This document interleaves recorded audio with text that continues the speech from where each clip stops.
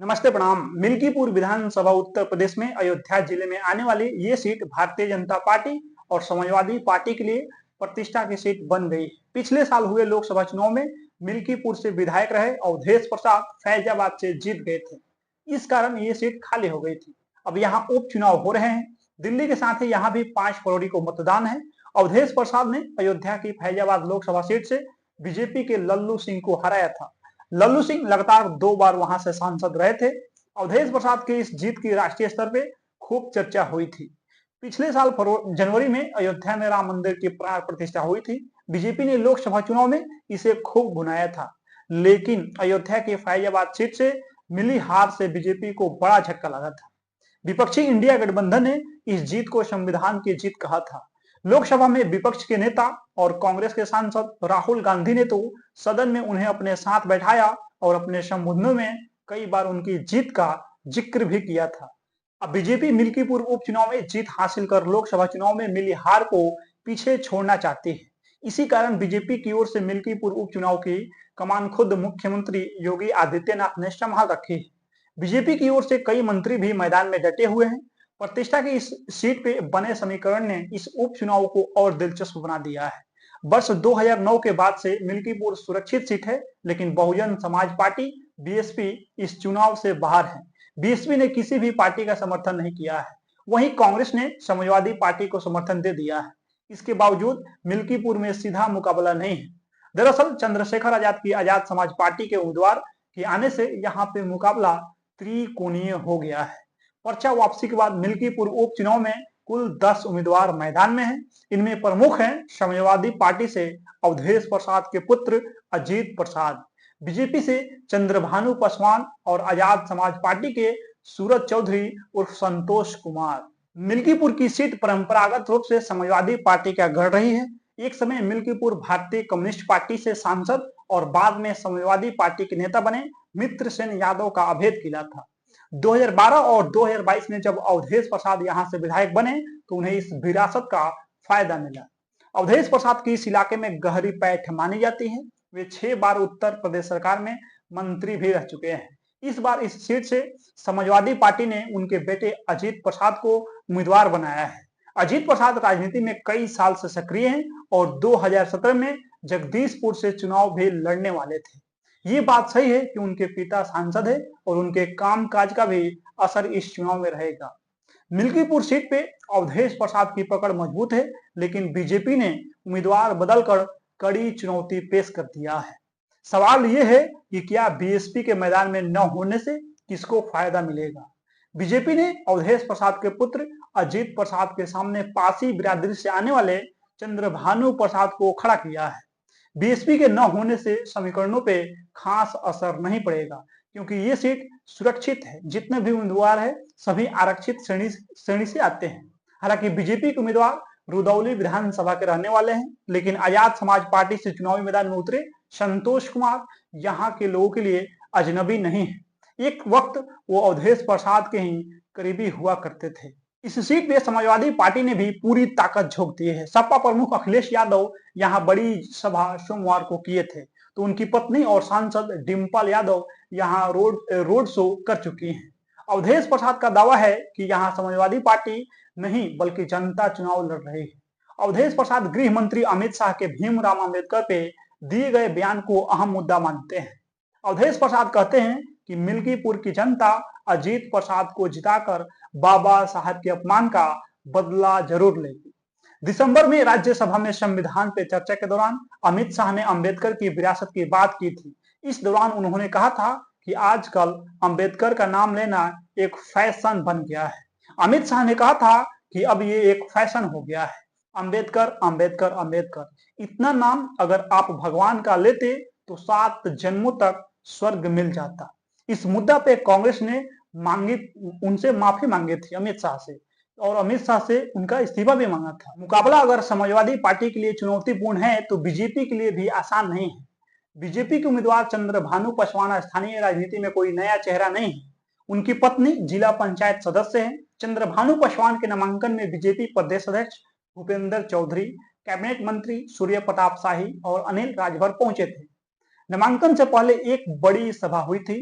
स्थानीय लोग बताते हैं कि चंद्रभानु पासवान के नामांकन के वक्त जुलूस जैसा माहौल हो गया था। उन्होंने दर्जनों गाड़ियों के साथ नामांकन किया था, लेकिन उनके मंच पे बीजेपी के स्थानीय नेता नहीं दिखे। मिल्कीपुर से टिकट मांगने वाले पूर्व विधायक बाबा गोरखनाथ, राधेश्याम और कई अन्य नेता मंच पे नहीं पहुंचे थे। हालांकि बीजेपी के जिला मीडिया प्रभारी डॉक्टर रजनीश सिंह ने कहा कि हम लोग चाहते थे कि मिल्कीपुर का ही कोई व्यक्ति पार्टी से चुनाव लड़ता तो बेहतर होता।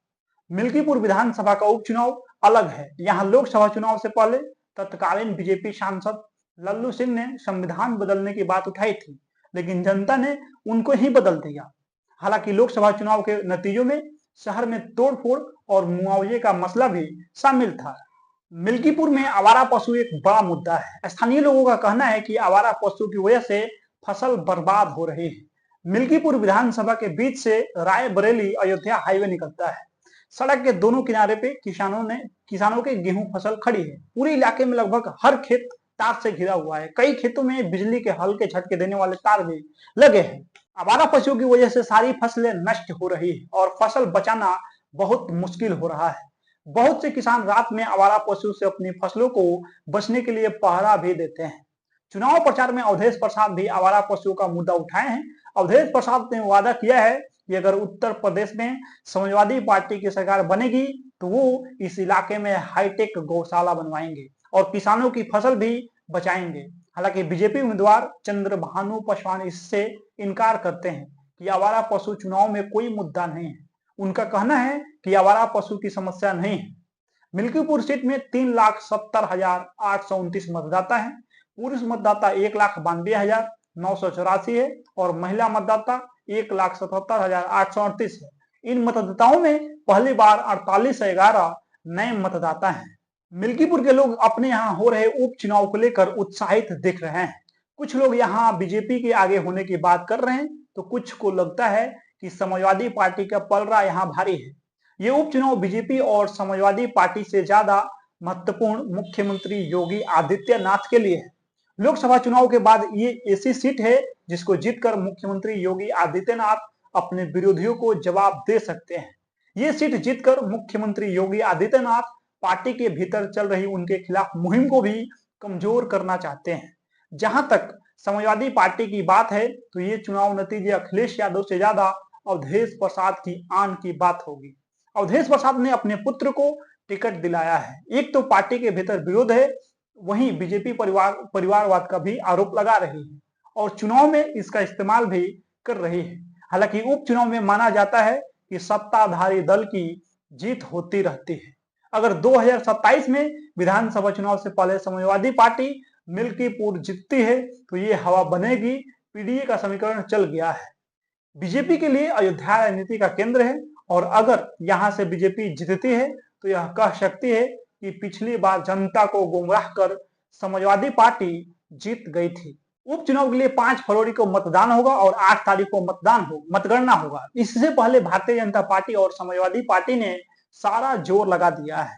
इस बीच बीजेपी के लिए चुनाव फंसता नजर आ रहा है। वजह है दलित युवती के साथ रेप। इस मामले में बीजेपी की राज्य इकाई के नेतृत्व के साथ साथ स्थानीय नेताओं को भी कानून व्यवस्था के मुद्दे पे चुप करा दिया है। इसी मामले में रविवार को फैजाबाद लोकसभा निर्वाचन क्षेत्र से सांसद अवधेश प्रसाद जब प्रेस वार्ता करने आए तो वह रोने लगे। वहीं सीएम योगी आदित्यनाथ ने इस मुद्दे पे सपा को ही घेरते हुए कहा कि सपा पाजी और गाजी को अपना प्रिय मानती है। मौजूदा मामले में अपने बचाव के लिए बीजेपी सपा नेता मोईद खान और नवाब सिंह के जरिए कर रही है। दोनों ही सपा नेताओं पे अयोध्या और कनौज में महिलाओं की इज्जत संग छेड़छाड़ करने का आरोप है। अयोध्या के हालिया घटनाक्रम में परिवार के मुताबिक युवती बृहस्पतिवार को रात से लापता थी। पुलिस ने बताया कि परिजनों ने खोजबीन शुरू की और शनिवार सुबह उसके जीजा को गांव से 500 मीटर दूर एक छोटी नहर में उसका शव मिला। परिजनों के अनुसार युवती की आंखें निकाल ली गई थी और उसके शरीर की कई हड्डियां भी टूटी हुई पाई गई थी। उन्होंने युवती की सामूहिक दुष्कर्म के बाद हत्या किए जाने का संदेश जताया है। अयोध्या के पुलिस क्षेत्राधिकारी सीओ आशुतोष तिवारी ने कहा है कि गुमशुदगी की शिकायत मिलने के बाद पुलिस ने शुक्रवार को प्राथमिकी दर्ज किया था। वरिष्ठ पुलिस अधिकारियों ने बताया कि मामले में एक संदिग्ध को हिरासत में लेकर पूछताछ की जा रही है। अभी तक कुछ साक्ष्य संकलन हुआ है, उसके क्रम में घटना का शीघ्र अनावरण होगा और दोषी को फास्ट ट्रैक कोर्ट के माध्यम से कठोरतम सजा दिलाई जाएगी। इसके लिए सभी टीम लगी है और एसपी सिटी के नेतृत्व में जो भी हमको सबूत मिले हैं उनको आगे डेवलप कर शीघ्र ही अवगत कराया जाएगा। वहीं पीड़िता की बहन ने बताया है कि हमने उसे 500 मीटर दूर नहर में पाया तो उसकी हालत देखकर मैं बेहोश हो गई। उसके शरीर पे जख्म के निशान थे, उसका पैर टूटा हुआ था। यह गैंग रेप और हत्या का मामला है। दूसरी ओर इस मामले में सियासत भी शुरू हो गई है।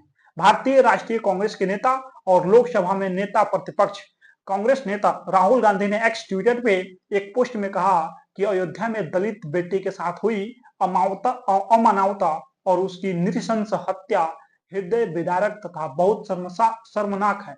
3 दिन से गूंजती पीड़िता के परिवार की मदद की पुकार पे अगर प्रशासन ने ध्यान दिया होता तो शायद उसका जीवन बचाया जा सकता था।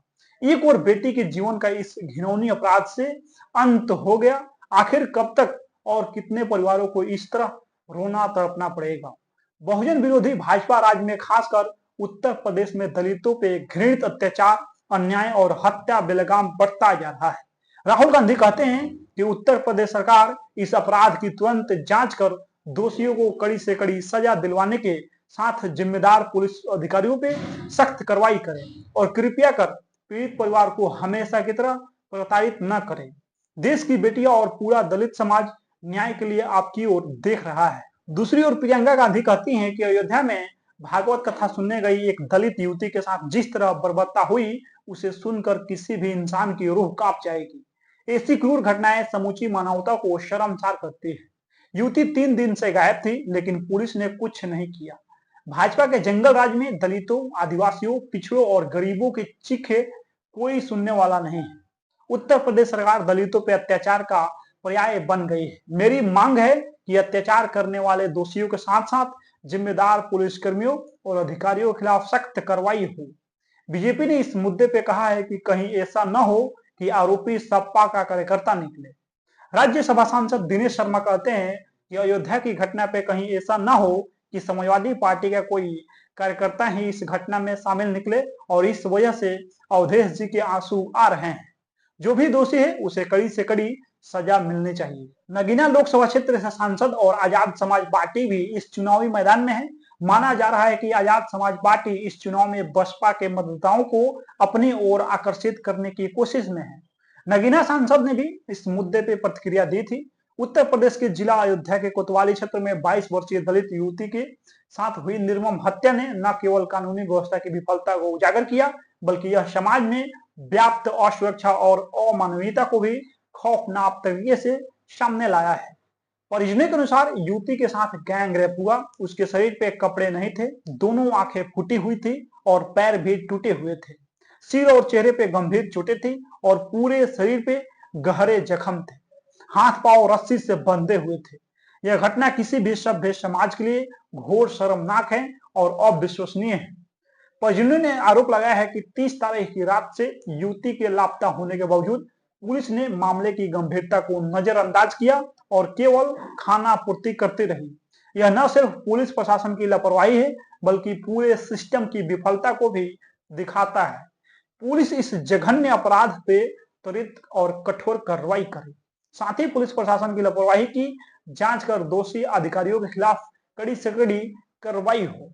बाकी इस वीडियो में आप लोग अपना प्रतिक्रिया दे दीजिए। मिलते हैं अगला वीडियो में। बहुत बहुत धन्यवाद।